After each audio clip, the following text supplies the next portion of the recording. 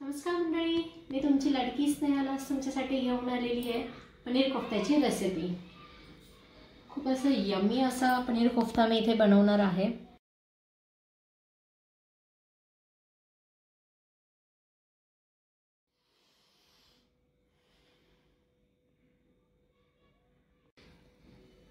बघू शकता किती स्पॉन्जी आपला कोफ्ता तयार झालाय, खूप सॉफ्ट आहे। चला तर मग आपण रेसिपीला सुरुवात करूया। इकडे मी 100 ग्रॅम पनीर घेते। त्या पनीरला आपल्याला वॉश करून घ्यायचं आहे। वॉश करण्यासाठी पाण्यात थोडं मीठ घाला, त्यात पनीर थोडा वेळ भिजवून ठेवा आणि नंतर चांगल्या पाण्याने वॉश करून घ्या। सो इकडे कढई घेतली आहे। कढईमध्ये मी सगळे खडे मसाले टाकणार आहे। आज स्पेशली मी कांदा आणि लसूण यूज करत नाहीये, त्याचं सबस्टिट्यूट म्हणून मगज बी, खसखस आणि पांढरे तीळ मी यूज करणार आहे मसाला तयार करण्यासाठी। सो इकडे सगळे मसाले आपण कढईत परतवून घ्यायचे आहेत छान। मसाल्यांचं प्रमाण मी डिस्क्रिप्शनमध्ये दिलंय, तिकडे तुम्ही बघू शकता। सो मसाले छान असे लालसर खरपूस आपल्याला भाजून घ्यायचे। मसाले कढईत टाकल्यानंतर सतत आपल्याला परतवत राहायचे आहेत, नाहीतर ते जळतील। सो छान इथे आपण परतवून घेतोय मसाल्यांना। बघू शकता छान मसाले आपले भाजून झाले आहेत आणि मसाल्यांमधून जो आवाज येतोय म्हणजे समजायचं आपले मसाले खरपूस आता भाजले गेले आहेत। ते मी एका प्लेटमध्ये आता साईडला काढून घेते। थंड होण्यासाठी आपल्याला त्याला ठेवायचं आहे।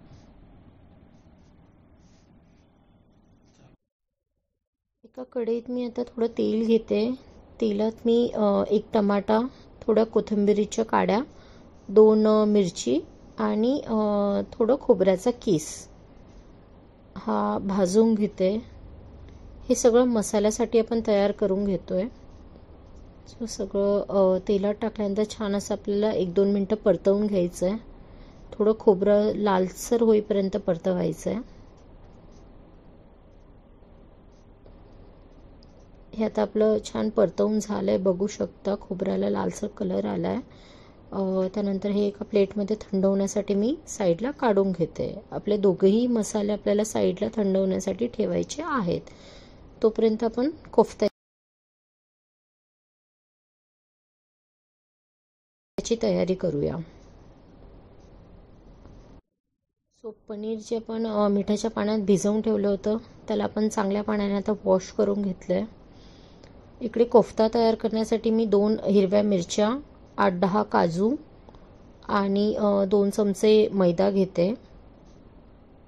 ते एका मिक्सरच्या भांड्यात मी काढून घेते सगळं। मैदा ॲड केल्याने कोफ्त्यांना बाइंडिंग मिळते। आपल्याला पनीरचे तुकडे करून मिक्सरच्या भांड्यात टाकायचे आहेत। सो पनीरचे तुकडे करून आपण त्यात ॲड करून घेतले। इथे मी अमूलचं फ्रेश क्रीम यूज करते। सो 2 चमचे आपल्याला फ्रेश क्रीम याच्यात टाकायचं आहे। छान असं मिक्सरमधून आपण त्याला एक पेस्ट तयार करून घेणार आहोत आणि थोडं स्वादानुसार आपल्याला मीठ टाकायचं आहे। इकडे मी मिक्सरमध्ये छान बारीक करून घेते। एकदा आपल्याला चेक करायचं आहे की पेस्ट आपली स्मूथ झाली आहे का। नसेल झाली तर परत एकदा आपण मिक्सरमधनं पेस्ट स्मूथ करून घेऊयात। बघू शकता आता पेस्ट आपली स्मूथ झाली आहे। सो एका ताटलीत मी ही पेस्ट काढून घेते आणि त्यात आपल्याला रेड चिली फ्लेक्स ॲड करायचे आहेत आणि छान असं एकजीव मिक्स करून घ्यायचं आहे हाताने आणि सॉफ्ट असा डो तयार करायचा आहे। जसं आपण पिठाचा डो तयार करतो तसा एक डो आपल्याला तयार करून घ्यायचा आहे। आता आपला डो तयार झाला आहे, बघू शकता किती सॉफ्ट डो आहे। आता आपण कोफ्ता तयार करायला घेऊयात। सो कोफ्ता मी ओव्हल शेपमध्ये इथे बनवते। तुम्ही कुठल्याही शेपमध्ये बनवू शकता, स्क्वेअर, राऊंड, टिक्की, ट्रायंगल, कुठल्याही शेपमध्ये तुम्ही कोफ्ता बनवू शकता। मी इथे आता सगळे कोफ्ते रेडी करून घेते। बऱ्याचदा असं होतं की कोफ्त्याचा जो डो असतो तो सॉफ्ट नसल्यामुळे कोफ्ते आपले नीट बनत नाहीत, तडे जातात. सो स्पेशली आपल्याला हे लक्षात ठेवायचं आहे की कोफ्त्याचा जो डो असेल तो खूप सॉफ्ट असला पाहिजे. ते आपले सगळे कोफ्ते रेडी झाले आहेत. सो आपला मसालाही आता थंड झाला आहे. तो मसाल्याचं आपण वाटण करून घेऊयात. मी मिक्सरच्या भांड्यात सगळे मसाले ॲड केले आहेत आधी. त्यात थोडं तिखट, हळद आणि जिरं आणि थोडी लाल मिरचीची पूड ॲड करून घेते मी.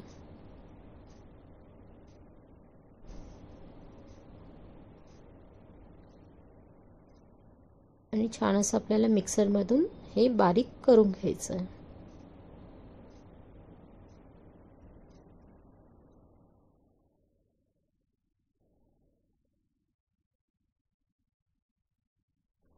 मिश्रण आता बारीक झालं आहे. त्यात आपण टोमॅटोचं जे सेकंडवाला मसाला तयार केला होता तो टाकून परत मिक्स करून घ्यायचं आहे मिक्सरमधून.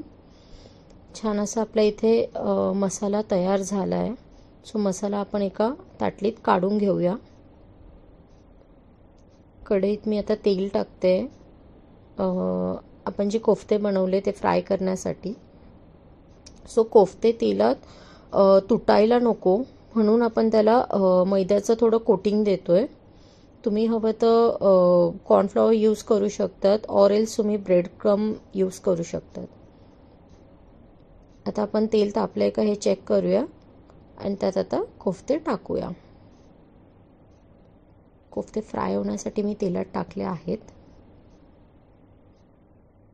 कोफ्ते फ्राय करताना लक्षात ठेवा तेल आपलं कडकडीत गरम असलं पाहिजे तरच आपण कोफ्ते फ्राय करू शकतो. अदरवाईज कोफ्ते आपले प्रॉपरली फ्राय होणार नाही आहेत. डीप फ्राय आपल्याला करायचे आहेत.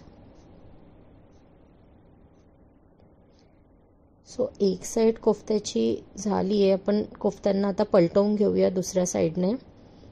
दोन्ही साईड आपल्याला छान असं खरपूस फ्राय करून घ्यायचे आहेत आणि असा लालसर कलर आला पाहिजे आपल्या कोफ्त्यांना.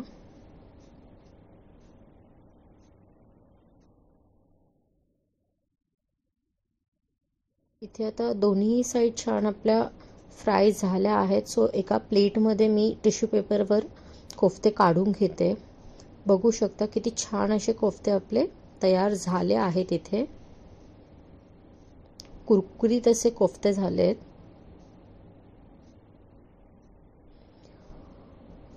तेल जास्त असल्या कारणाने मी थोडं तेल बाजूला काढून घेतलंय.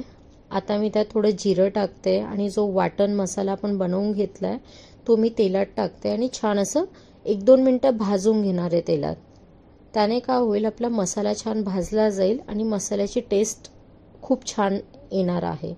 जेव्हा मसाल्याच्या कढईला तेल सुटेल त्यानंतर आपल्याला 1 चमचा टोमॅटो प्युरी त्याच्यात ॲड करायची आहे. ती पण छान मसाल्यासोबत मिक्स करून घ्यायची आहे. मिक्स केल्यानंतर थोडं पाणी टाका आणि एक उकळी येऊ द्या मसाल्यांना.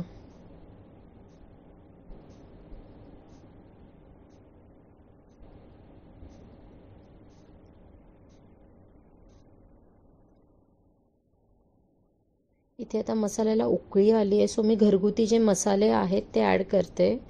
तिखट 1 चमचा कलरसाठी मी टाकते. थोडी हळद मी इथे टाकते. थोडा गरम मसाला यूज करते आणि थोडी धन्याची पावडर. आणि हे पण छान मी आता ग्रेव्हीसोबत मिक्स करून घेतलं आहे. नंतर त्यात आपल्याला 1 ग्लास पाणी टाकायचं आहे. तुम्हाला थिक ग्रेव्ही हवी असेल तर कमी टाकू शकतात. पातळ ग्रेव्ही हवी असेल तर तुम्ही थोडं जास्त पाणी टाकू शकतात. हरकत नाही आहे. आता छान असं आपलं ग्रेव्ही रेडी झाली आहे. थोडं त्यात मी स्वादानुसार मीठ ॲड करते आणि इथे मी फ्रेश क्रीम 2 चमचे ॲड करणार आहे. का ॲड करायचं आहे? बिकॉज आपण जे खडे मसाले टाकले त्याच्या टेस्टला न्यूट्रलाइज करण्यासाठी आपण इथे फ्रेश क्रीम ॲड करतोय. जर फ्रेश क्रीम नसेल तुमच्याकडे तुम्ही दुधाची साय ॲड करू शकता. ते पण नसेल तर काजूची पेस्ट ॲड करू शकतात. आणि एक 5 मिनटं उकळी घेऊन घ्यायची आपल्याला. उकळी आली आहे छान आणि कलरही आपला छान आलेला आहे ग्रेव्हीला. आता आपण त्यात कोफ्ते टाकूयात. सो लगेच तुम्हाला सर्व करायचे असतील तर सगळे कोफ्ते तुम्ही टाकू शकता. जर थोड्या वेळात तुम्हाला सर्व करायचं आहे तर बाकीचे कोफ्ते तुम्ही साईडला ठेवून सर्व करताना टाकू शकतात. वरतून गार्निशिंगसाठी मी इथे कस्तुरी मेथी टाकते आणि थोडी कोथिंबीर टाकते. सो इथे आपली छान असं इकडे आपली पनीर कोफ्ता ग्रेव्ही रेडी आहे. सो तुम्ही बघू शकता ग्रेव्हीची थिकनेस किती छान बनली आहे आणि ग्रेव्हीला छान असा कलर आला आहे. सो आपण एका प्लेटमध्ये आता त्याला काढून घेऊयात.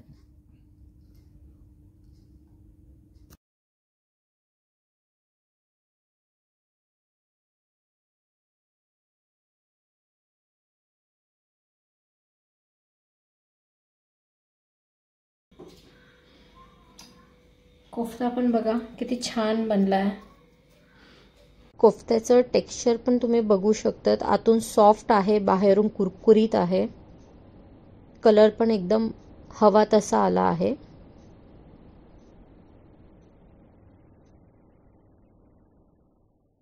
सो कोफ्ता करी सर्व करण्यासाठी रेडी आहे. गार्निशिंगसाठी मी थोडं पनीर यूज करते वरतून. सो कशी वाटली माझी पनीर कोफ्ता रेसिपी मला नक्की कमेंट्समध्ये कळवा आणि माझ्या चॅनलला लाईक, शेअर, सबस्क्राईब करायला विसरू नका आणि हो, बेल आयकॉनवर क्लिक करा. थँक्यू.